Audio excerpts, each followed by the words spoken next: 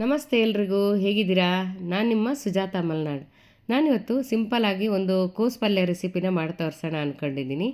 ಈಗಾಗಲೇ ನಾನು ಕೋಸು ಮತ್ತು ಟೊಮೆಟೊ, ಹಸಿಮೆಣಸಿನ್ಕಾಯಿ, ಈರುಳ್ಳಿ ಮತ್ತು ಬೆಳ್ಳುಳ್ಳಿ ಇದೆಲ್ಲದನ್ನು ಹೆಚ್ಚಿಟ್ಕೊಂಡಿದ್ದೀನಿ. ಈ ಪಲ್ಯ ತುಂಬ ಸಿಂಪಲ್ಲಾಗಿ ಮಾಡ್ಬೋದು ಮತ್ತು ಬೇಗ ಮಾಡ್ಕೋಬೋದು. ಹಾಗಾದರೆ ಹೇಗೆ ಮಾಡೋದು ಅಂತ ತೋರಿಸ್ಕೊಡ್ತೀನಿ ಬನ್ನಿ. ಒಂದು ಬಾಣಲೆಗೆ 3-4 ಚಮಚ ಅಷ್ಟು ಎಣ್ಣೆನ ಹಾಕ್ಕೋಬೇಕು. ಆಮೇಲೆ 1/4 ಚಮಚ ಆಗೋಷ್ಟು ಸಾಸಿವೆ ಹಾಕ್ಕೊಂಡ್ರೆ ಸಾಕು. ಸಾಸಿವೆ ಕಾದ್ರ ಮೇಲೆ ಒಂದು 2 ಚಮಚ ಆಗೋಷ್ಟು ಕಡಲೆಬೇಳೆನ ಹಾಕ್ಕೊಂಡಿದ್ದೀನಿ. ಕಡಲೆಬೇಳೆ ಹಾಕಿದ್ರೆ ಇದೆಯಲ್ಲ, ಕೋಸು ಪಲ್ಯ ತುಂಬ ಚೆನ್ನಾಗಿ ಬರುತ್ತೆ. ನೀವು ಕೂಡ ಮಾಡುವಾಗ ಈ ರೀತಿಯಾಗಿ ಕಡಲೆಬೇಳೆ ಹಾಕ್ಕೊಳ್ಳಿ.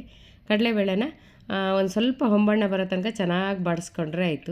ಆಮೇಲೆ ಇದಕ್ಕೆ ಜಜ್ಜಿಟ್ಟಂಥ ಬೆಳ್ಳುಳ್ಳಿ ಹಾಕ್ಕೋಬೇಕು. ಬೆಳ್ಳುಳ್ಳಿನ ಸಿಪ್ಪೆ ಸಮೇತವಾಗಿ ಜಜ್ಜಬೇಕಾಯ್ತಾ.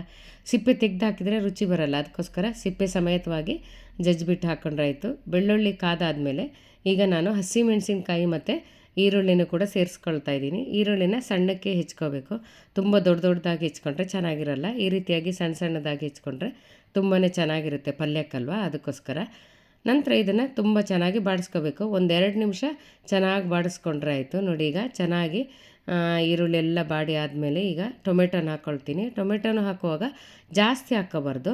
ಒಂದು ಚಿಕ್ಕ ಟೊಮೆಟೊ ಹಾಕ್ಕೊಂಡ್ರೆ ಸಾಕು, ತುಂಬ ಹುಳಿ ಅಂಶ ಬರಬಾರ್ದು, ಅದಕ್ಕೋಸ್ಕರ. ಆನಂತರ ಸ್ವಲ್ಪ ಉಪ್ಪನ್ನು ಸೇರಿಸ್ಕೊಳ್ತಿದ್ದೀನಿ. ಜೊತೆಗೆ 1/4 ಚಮಚದಷ್ಟು ಅರಿಶಿನನೂ ಕೂಡ ಸೇರಿಸ್ಕೊಳ್ತಿದ್ದೀನಿ. ಉಪ್ಪನ್ನು ಒಂದೇ ಸಲ ಹಾಕ್ಕೋಬೇಡಿ, ಸ್ವಲ್ಪ ಹಾಕ್ಕೊಳ್ಳಿ. ಆಮೇಲೆ ಕಡಿಮೆ ಆದರೆ ಮತ್ತೊಂದು ಸಲ ನೋಡಿಬಿಟ್ಟು ಹಾಕ್ಕೋಬೋದು.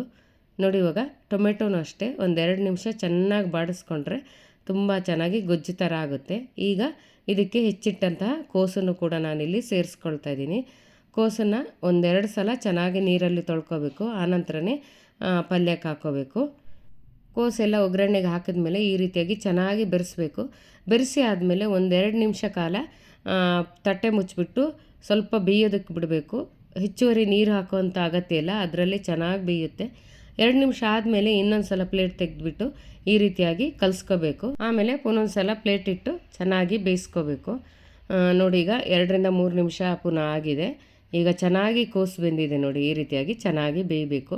ಇದಕ್ಕೆ ನೀರು ಹಾಕೋದು ಬೇಕಾಗಿಲ್ಲ, ಅದರಲ್ಲೇ ಬೇಯುತ್ತೆ ಒಗ್ಗರಣೆಯಲ್ಲಿ. ಮತ್ತು ಇದಕ್ಕೆ ಕೊನೆಯದಾಗಿ ನಾನೀಗ ಕೊಬ್ಬರಿ ತುರಿನ ಸೇರಿಸ್ಕೊಳ್ತಾ ಇದ್ದೀನಿ. ನಮ್ಮ ಮಲೆನಾಡು ಕಡೆ ಜಾಸ್ತಿಯಾಗಿ ಕೊಬ್ಬರಿ ತುರಿನ ಬಳಸ್ತೀವಿ. ನಿಮಗೆ ಜಾಸ್ತಿ ಇಷ್ಟ ಆದರೆ ಜಾಸ್ತಿ ಕೊಬ್ಬರಿ ತುರಿ ಹಾಕ್ಕೊಳ್ಳಿ, ಇಲ್ಲಾಂದರೆ ಕಡಿಮೆ ಇಷ್ಟ ಆದರೆ ಕಡಿಮೆ ಹಾಕ್ಕೊಳ್ಳಿ, ಪರವಾಗಿಲ್ಲ. ನಮ್ಮ ಕಡೆ ಜಾಸ್ತಿ ಬಳಸೋದ್ರಿಂದ ಹಾಗೆ ಹಾಕ್ತೀವಿ. ನೋಡಿ, ಈಗ ರುಚಿಯಾದ ಕೋಸು ಪಲ್ಯ ರೆಡಿ ಆಯಿತು ನೋಡಿ. ಇದನ್ನು ಚಪಾತಿ, ರೊಟ್ಟಿ ಜೊತೆನೂ ತಿನ್ಬೋದು, ಹಾಗೆ ತಿಳಿ ಸಾರು ಜೊತೆ ಬದಿಗೆ ನೆಂಚ್ಕೊಳ್ಳೋಕ್ಕಾದರೂ ಹಾಕ್ಕೋಬೋದು. ತುಂಬಾ ರುಚಿಯಾಗಿ ಬರುತ್ತೆ. ತುಂಬ ಸಿಂಪಲ್ಲಾದ ರೆಸಿಪಿ, ಬೇಗ ಕೂಡ ಮಾಡ್ಕೋಬೋದು.